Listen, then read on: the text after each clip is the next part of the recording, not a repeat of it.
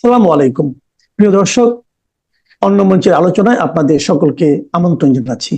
শেখ হাসিনা সেখানে বারবারই ইউনূসকে বাংলাদেশের বর্তমান পরিস্থিতির জন্য দায়ী করে ইউনূস সরকারের অবসান, বাংলাদেশকে চরমপন্থী গোষ্ঠীর হাত থেকে আবার রিক্লেম ব্যাক করার কথা, আবার ছিনিয়ে নেওয়ার, আবার বাংলাদেশের চরমপন্থী গোষ্ঠীর হাত থেকে উদ্ধার করার জন্য দেশবাসীকে উদ্বুদ্ধ করেছেন। তিনি বলেছেন সুনির্দিষ্টভাবে ফরেন করেসপন্ডেন্স ক্লাবের এই অনুষ্ঠানে যে বাংলাদেশের জনগণের উদ্দেশ্যে তিনি বলেছেন যে বাংলাদেশের সাহসী জনগণ, বাংলাদেশের সাহসী নারী পুরুষ, আপনাদের সাথে আন্তর্জাতিক সম্প্রদায় আছে। সকল জল্পনার অবসান ঘটিয়ে 23 তারিখ দিল্লির ফরেন করেসপন্ডেন্স ক্লাবের মত বিনিময় সভায় ঘর উপচে পড়া সাংবাদিকদের সামনে যে মতবিনিময় সভা, সেখানে বাংলাদেশের সাবেক প্রধানমন্ত্রী এবং আওয়ামী লীগ সভানেত্রী শেখ হাসিনা অডিও বার্তা নিয়ে উপস্থিত হয়েছিলেন। সেই অডিও বার্তায় তিনি বাংলাদেশের নারী পুরুষ, বাংলাদেশের সাহসী নারী পুরুষ, খেটে খাওয়া সৎ মানুষদের উদ্দেশ্যে বাংলাদেশকে ফেরত নেওয়ার জন্যে যে অন্ধকারতম সময় বাংলাদেশ পার করছে, যে নৈরাজ্যকর পরিস্থিতি বাংলাদেশ পার করছে, যে রক্তাক্ত অধ্যায় বাংলাদেশ পার করছে, এই শব্দগুলো নানাভাবে তিনি ব্যবহার করে বলেছেন যে এই ডার্কেস্ট আওয়ার পার করে বাংলাদেশকে আবারও সমৃদ্ধির পথে, উন্নয়নের পথে নিয়ে যাওয়ার জন্যে বাংলাদেশের জনগণের উদ্দেশ্যে তিনি 5 দফা বাস্তবায়নের ডাক দিয়েছেন।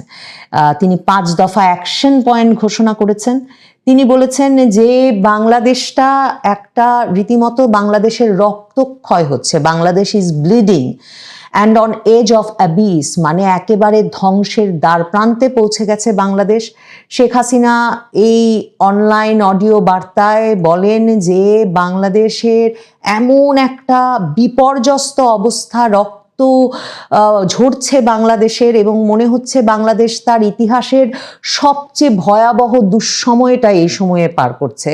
এবং তিনি বলেন যে যেই বাংলাদেশ একটা গৌরবময় মুক্তিযুদ্ধের মাধ্যমে স্বাধীনতা অর্জন করেছিল, সেই বাংলাদেশ এখন ভয়াবহভাবে বিপর্যস্ত, ক্ষতবিক্ষত হচ্ছে চরমপন্থী সাম্প্রদায়িক গোষ্ঠী এবং বিদেশি অপশক্তির অনুচরদের দ্বারা। তিনি সরাসরি তার পুরো বক্তৃতায় অন্তর্বর্তীকালীন সরকারের প্রধান ডক্টর মোহাম্মদ ইউনূসকে দায়ী করেছেন।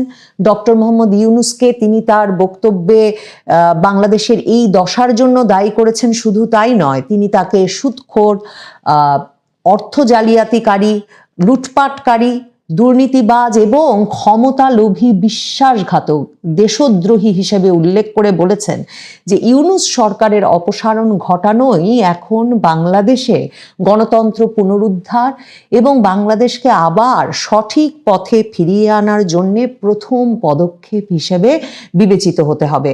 শেখ হাসিনা তার যে বক্তৃতা, সেখানে বারবার বাংলাদেশটা যে একেবারে একরকমের মানে এক্সট্রিমিস্টদের হাতে, চরমপন্থীদের হাতে হাতছাড়া হয়ে গেছে, সে কথাটা বলেছেন যে একটা মানে সুন্দর দেশ, একটা নির্মল সুন্দর দেশ, উর্বর ভূমি যে দেশে আছে, সেরকম একটা ফার্টাইল ল্যান্ড, সেই দেশটা একটা ক্ষতবিক্ষত হয়েছে, উন্ডেড হয়েছে।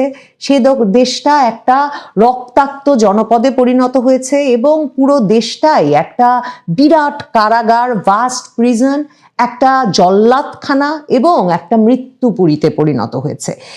এমন একটা হতাশাজনক পরিস্থিতিতে একমাত্র বাংলাদেশের জনগণই দেশটাকে আবার ফেরত নিতে পারবে এবং দেশটাকে আবারও ফেরত নেওয়ার জন্যে আওয়ামী লীগ সভানেত্রী শেখ হাসিনা 5 দফার ডাক দিয়েছেন।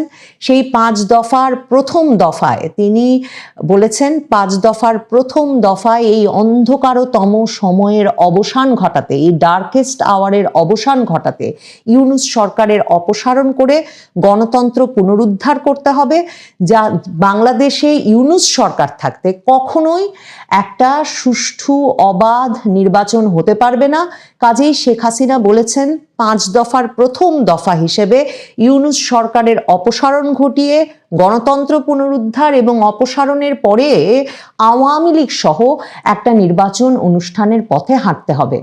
দ্বিতীয় দফায় তিনি বলেছেন প্রতিদিনের সহিংসতা বন্ধ করতে হবে, নৈরাজ্য বন্ধ করতে হবে, বাংলাদেশে স্থিতিশীলতা ফিরিয়ে আনতে হবে এবং প্রশাসনকে সক্রিয় করতে হবে, যাতে বাংলাদেশে যে অর্থনৈতিক কর্মকাণ্ডে বাংলাদেশ যে একটা ভাইব্রেন্ট দেশ ছিল, বাংলাদেশ যে একটা প্রবৃদ্ধিময় দেশে পরিণত হয়েছিল, সেই অর্থনৈতিক কর্মকাণ্ড আবারও যাতে চালু হতে পারে, সেজন্য এই নৈরাজ্য, এই সহিংসতা, প্রতিদিনের রক্তপাত বন্ধ করতে হবে। তৃতীয় দফায় তিনি বলেছেন যে সংখ্যালঘু সম্প্রদায়, নারী এবং কন্যা শিশু, তাদেরকে সর্বোচ্চ সুরক্ষা দিতে হবে। শেখ হাসিনা বলেছেন যে যারা সবচেয়ে ভালনারেবল তাদেরকে একদম আয়রন ক্ল্যাড সুরক্ষা দিতে হবে। এবং তৃতীয় দফায় তার দাবি হচ্ছে যে প্রায়শই আমরা এখন বাংলাদেশে দেখছি যে মানুষ তার পরিচয় এবং বিশ্বাসের জন্যে আক্রমণের লক্ষ্যবস্তুতে পরিণত হচ্ছে। এটা বন্ধ করতে হবে। সকল নাগরিক যাতে নিরাপদ বোধ করতে পারে এমন একটা পরিস্থিতি তৈরি করতে হবে বাংলাদেশে। শেখ হাসিনা তার বক্তব্যে 5 দফার চতুর্থ দফায় বলেছেন যে সব সাংবাদিক, আওয়ামী লীগ নেতা, কর্মী, সমর্থকদের বিরুদ্ধে যত অবৈধ মিথ্যা মামলা সেগুলো প্রত্যাহার করতে হবে এবং ন্যায় বিচার নিশ্চিত করে আদালতের প্রতি বিশ্বাস এবং আদালতের যে মহান দায়িত্ব, সেই দায়িত্বে তাকে ফিরিয়ে আনতে হবে এবং আদালতের প্রতি বিশ্বাস পুনঃপ্রতিষ্ঠিত করতে হবে। পঞ্চম দফায়, 5 দফার সর্বশেষ দফায় তিনি বলেছেন জাতিসংঘকে আনুষ্ঠানিকভাবে অনুরোধ করতে হবে গত বছরের অর্থাৎ 2024-এর ঘটনার পুনঃ তদন্ত করতে, নিরপেক্ষ তদন্ত করতে। এবং এটা খুব গুরুত্বপূর্ণ যে শেখ হাসিনা এখন পাল্টা জাতিসংঘ মানবাধিকার কমিশনের একটা রিপোর্ট ইউনূস সরকার করিয়েছে, যেটা আওয়ামী লীগ প্রমাণ করেছে যে যেটা অনানুষ্ঠানিকভাবে একটা রিপোর্ট করানো হয়েছে ভলকার তুর্কের মানবাধিকার কমিশন দিয়ে। এবং সেই রিপোর্টটাতে যেহেতু সকল পক্ষের সকল মতামত নেওয়া হয়নি এবং আওয়ামী লীগ এখন সরাসরি প্রশ্ন করছে যে 1400 জন হত্যা হয়েছে বলে জাতিসংঘ হঠাৎ করে এ সংখ্যা নিয়ে হাজির হয়েছে জাতিসংঘ রিপোর্টে, কিন্তু সরকার এখনো 800, 850-র বেশি নিহতের তালিকা করতে পারেনি। কোথা থেকে 1400 সংখ্যা এলো? তাহলে 5ই আগস্ট থেকে 15ই আগস্ট যারা নিহত হলেন তারা কারা? তারপর আওয়ামী লীগ প্রশ্ন করছে যে 5ই আগস্ট পর্যন্ত পুলিশ সদস্য যারা নিহত হলেন, আওয়ামী লীগের নেতাকর্মী যারা নিহত হলেন, তারা কেন সেই তালিকাভুক্ত হচ্ছেন না? তাদের মৃত্যুর কাদের হাতে ঘটলো, কিভাবে ঘটতে পারলো, সেগুলোর কেন তদন্ত হচ্ছে না?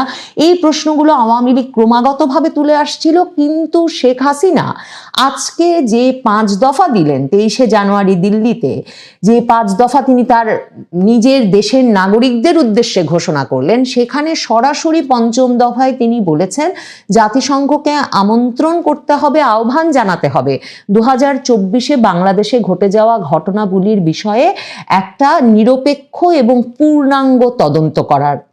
শেখ হাসিনা বলেছেন যে বাংলাদেশের মানুষের পূর্ণাঙ্গ সত্য জানার অধিকার আছে, যাতে আমরা সকলেই আবার একে অপরের সঙ্গে সমঝোতার ভিত্তিতে একরকম সকল ক্ষয়ক্ষতির ধকল সামলে উঠে সামনে অগ্রসর হতে পারি।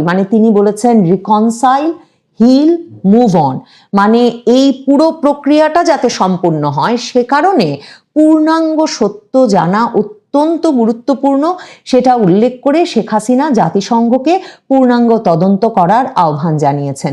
শেখ হাসিনা তার বক্তব্যে বলেছেন যে এই যে যেখানেই কান পাতা যায় সেখানেই লোকের এই যে ব্যাপক ধ্বংসযজ্ঞ চলেছে বাংলাদেশে, সেই ধ্বংসযজ্ঞের মধ্যে লোকে কোনো ক্রমে টিকে থাকার জন্য, বেঁচে থাকার জন্য ব্যাপক সংগ্রাম করছে।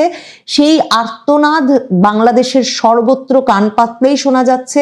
এবং তিনি বলেছেন যে বাংলাদেশের সর্বত্র লোকে জীবনের জন্যে, লোকে একটু স্বস্তির জন্য এখন আর্তনাদ করছে, heart rending screams for relief.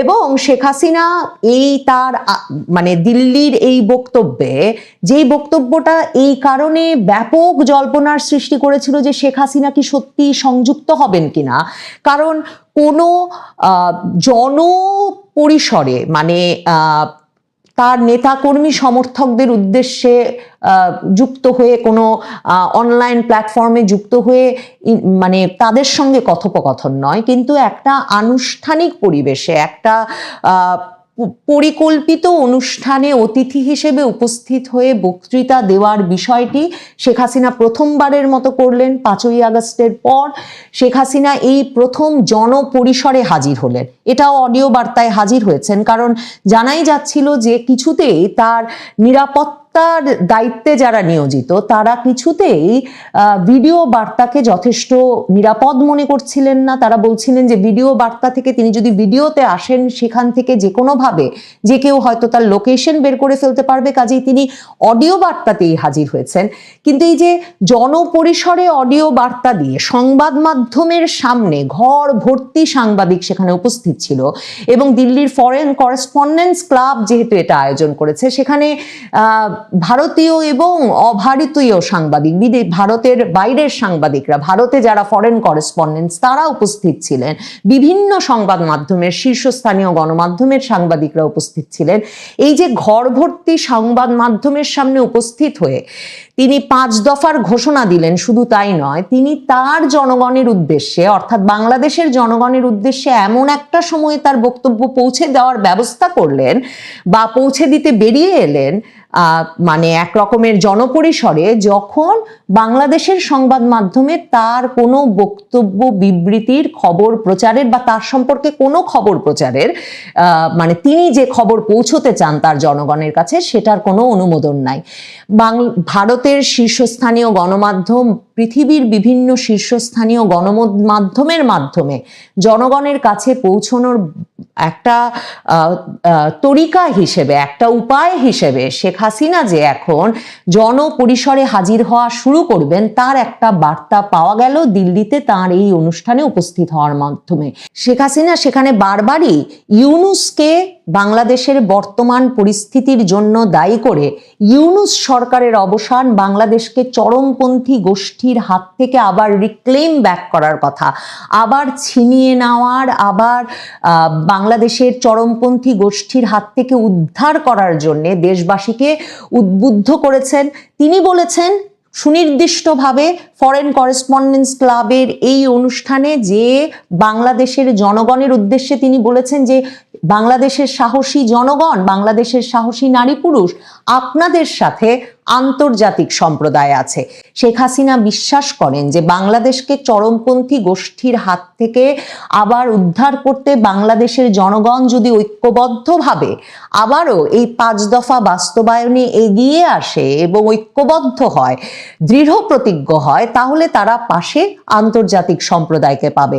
Sheikh Hasina ইউনূসকে, Mohammad ইউনূসকে মার্ডারাস fascist Yunus, খুনে ফ্যাসিস্ট ইউনূস হিসেবে উল্লেখ করে তাকে আগেই বললাম যে তাকে এক রকমের ক্ষমতা লোভী, দেশদ্রোহী হিসেবে অভিহিত করে তিনি বলেছেন যে যিনি কিনা পুরোপুরি বাংলাদেশের যে সোল, বাংলাদেশের যে আত্মা, সেই আত্মাটাকে তিনি এক রকমের ক্ষতবিক্ষত করে দিয়েছেন, এবং এই ইউনূস বাংলাদেশকে একটা পুরোপুরি একটা রুক্ষ শুষ্ক মানে দেশে পরিণত করেছেন, যার হাত থেকে বাংলাদেশকে উদ্ধার করতেই হবে। শেখ হাসিনা এই প্রথম দেশবাসীর উদ্দেশ্যে 5 দফার ডাক দিলেন, অ্যাকশন পয়েন্ট ঘোষণা করলেন। সম্ভবত শেখ হাসিনা আওয়ামী লীগ বাংলাদেশের বাইরে থেকেই বাংলাদেশের জনগণকে উদ্বুদ্ধ করার, আন্দোলনের ডাক দেওয়ার এই প্রক্রিয়া 23শে জানুয়ারি 2026 থেকে শুরু করলেন। কারণ শেখ হাসিনা বলছেন তিনি মনে করেন বাংলাদেশের জনগণ অপেক্ষা করছে দেশকে ফিরিয়ে নেওয়ার। বাংলাদেশে জামায়াত ইসলামীকে ক্ষমতায় বসানো হবে এবং বাংলাদেশে মাত্র 2টো রাজনৈতিক দল থাকবে, একটি উদারপন্থী আওয়ামী লীগ, আরেকটি কট্টরপন্থী জামায়াত। এই উদ্দেশ্য 2009 সাল থেকে মার্কিন নীতি নির্ধারকদের কাছে থেকে শুনে আসছি, এবং জামায়াতকে সেই যে যুক্তরাষ্ট্রের সাবেক রাষ্ট্রদূত হ্যারি কে থমাস সার্টিফিকেট দিয়েছিলেন মডারেট ইসলামিক দল বলে, তখন থেকেই তাদের চেষ্টা জামায়াতকে দিয়ে সরকার গঠন করানো। 2024-এর জুলাই সন্ত্রাসে সে কারণেই জামায়াতকে সর্বাত্মক সহযোগিতা দিয়েছিল যুক্তরাষ্ট্র। বিএনপিকে তখনও তারা ধর্তব্যের মধ্যেই আনেনি। বিএনপির বাইরে জামায়াত ও জামায়াতের অঙ্গ সংগঠনগুলিকে দিয়েই চরম সন্ত্রাসের মাধ্যমে শেখ হাসিনার সরকারকে ক্ষমতাচ্যুত করার পর ইউনূসকে সামনে রেখে মূলত যতভাবে সম্ভব জামায়াতকে ক্ষমতায়ন করেছে মার্কিন যুক্তরাষ্ট্র। এমনকি জামায়াতের বি টিম হিসাবে এনসিপি তৈরি করা হয়েছে, সঙ্গে এবি টেবি তো আছেই। মজার ব্যাপার হলো, জামায়াতকে যে ক্ষমতায় বসানো হবে তার প্রমাণ হিসেবে আপনারা বিদেশে বসবাসরত ইউটিউবারদের রাতারাতি জামায়াতের পক্ষে বয়ান তৈরি করানোটাকে কি ধরতে পেরেছেন? আর এখন তো Washington Post, Reuters, Al Jazeera সবাই একযোগে বলে দিচ্ছে যে কিভাবে জামায়াতকে ক্ষমতায় বসানো হবে, কিভাবে ক্ষমতায় নিয়ে গিয়ে তাদেরকে কন্ট্রোল করা হবে, এবং কথা না শুনলে জামায়াতকে কিভাবে টাইট দেওয়া হবে। পৃথিবীর সবাই বুঝতে পারছে যে জামায়াতকে ক্ষমতায় বসানো হচ্ছে, শুধু বুঝতে পারছে না বিএনপি, কিংবা বুঝতে পারলেও দলটির এখন আর কিছুই করার নেই বলেই মনে হচ্ছে। কিন্তু ক্ষমতায় গিয়ে জামায়াত কি করবে সেটাও এখন $1,000,000 কোয়েশ্চেন। শরিয়া আইন নাকি মার্কিন যুক্তরাষ্ট্র টাইট দেওয়ার ফলে জামায়াত সোজা পথে হাঁটবে? ক্ষমতা কিন্তু পাক্কা।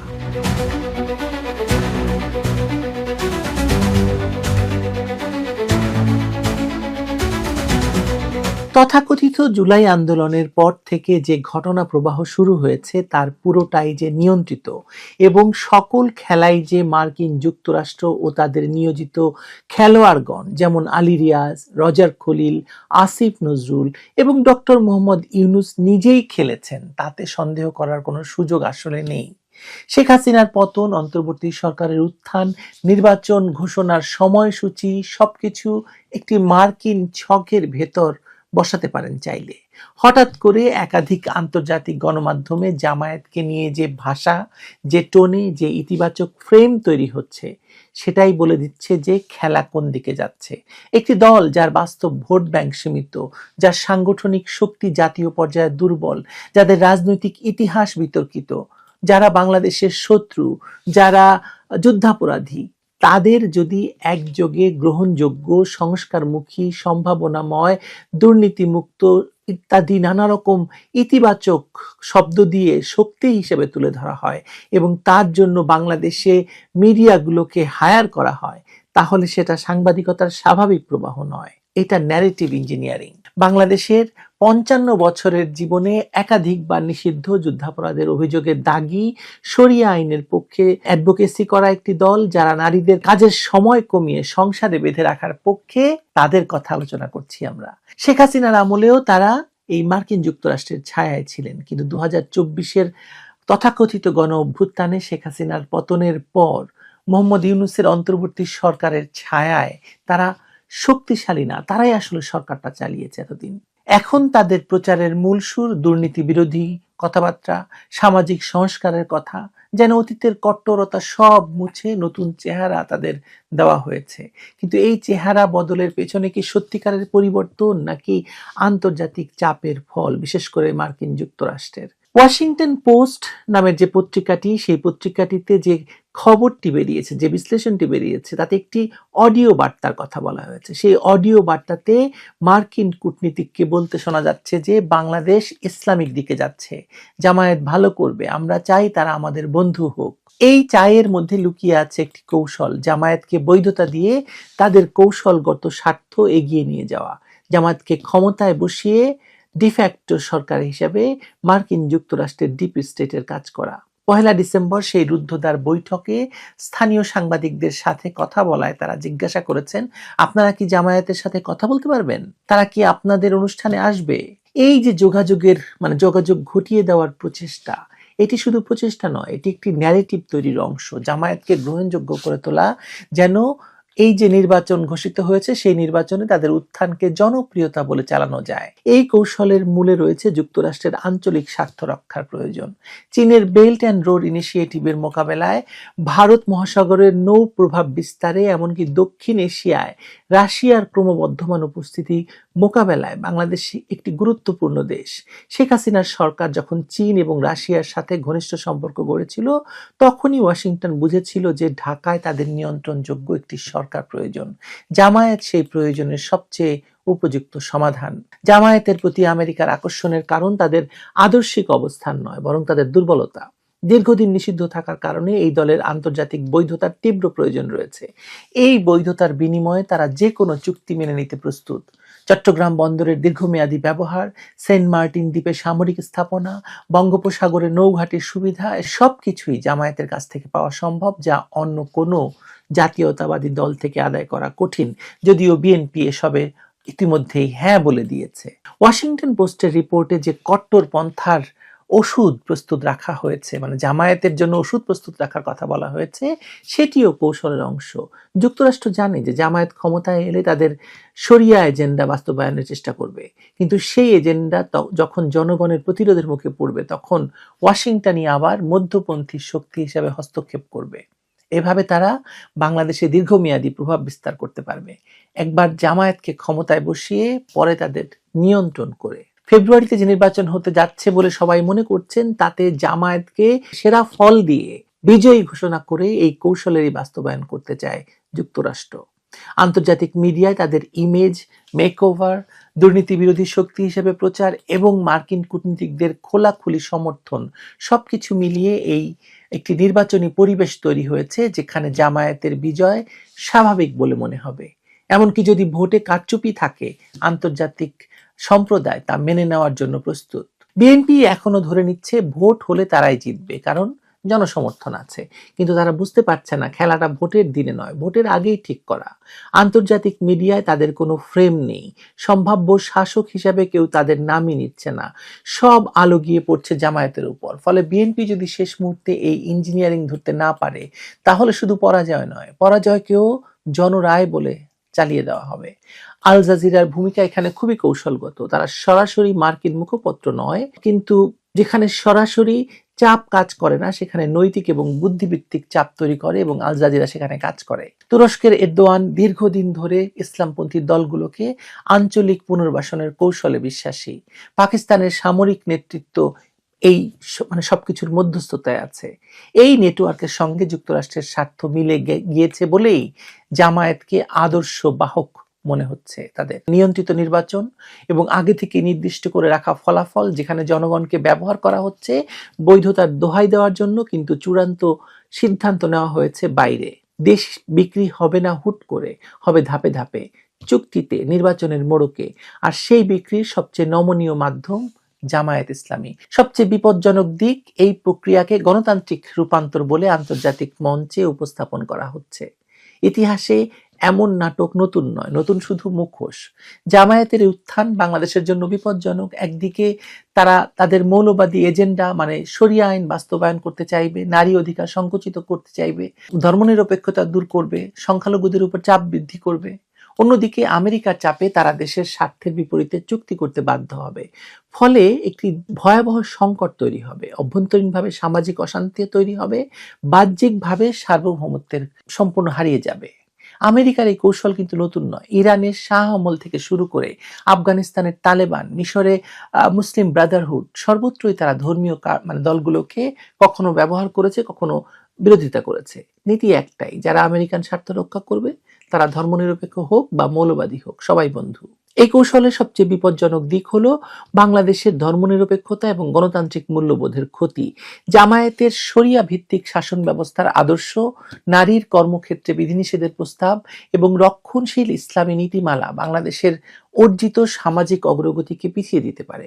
যুক্তরাষ্ট্র হয়তো অর্থনৈতিক চাপের মাধ্যমে চরম নীতিগুলি ঠেকাতে পারবে, কিন্তু সমাজের মধ্যে যে মৌলবাদী চিন্তাধারার প্রসার ঘটবে তা নিয়ন্ত্রণ করা কঠিন হবে। বর্তমান পরিস্থিতিতে জামায়াতকে ক্ষমতায় বসানোর এই কৌশল বাংলাদেশের জনগণের স্বার্থের অবশ্যই বিপরীত। একটি স্বাধীন ধর্মনিরপেক্ষ গণতান্ত্রিক বাংলাদেশের পরিবর্তে যুক্তরাষ্ট্র একটি নিয়ন্ত্রিত ইসলামী রাষ্ট্র তৈরি করতে চাইছে, যা তাদের ভূ রাজনৈতিক উদ্দেশ্য পূরণ করবে। এই খেলায় বাংলাদেশের জনগণের গণতান্ত্রিক আকাঙ্ক্ষা, সামাজিক অগ্রগতি বিসর্জন হয়ে যাচ্ছে, আর তাতে যুক্তরাষ্ট্রের পক্ষে নিরলস কাজ করে যাচ্ছে বাংলাদেশে নিযুক্ত যুক্তরাষ্ট্রের বাংলাদেশি দালালেরা। কার উপর ভরসা করবেন? বিএনপির উপর? বিএনপি আর জামায়াত কি এক আলাদা? তারা তো এক মায়ের পেটের দুই ভাই। এখন যারা থাকলে জামায়াতকে ঠেকানো যেত তারা নেই, তাদেরকে বাইরে রেখেই তাই নির্বাচনী ছক সাজানো হচ্ছে, যাতে জামায়াতকে জিতিয়ে আনা সহজতর হয়। এই সত্য না বুঝে থাকলে আপনার কপাল পোড়া ঠেকানোর কোনো উপায় নেই। সিদ্ধান্ত নিন আপনি কি করবেন। ভোট কেন্দ্রে যাবেন, ভোট দেবেন, ফলাফল আগেই রেডি আছে, অসুবিধা নেই। ভালো থাকবেন সবাই।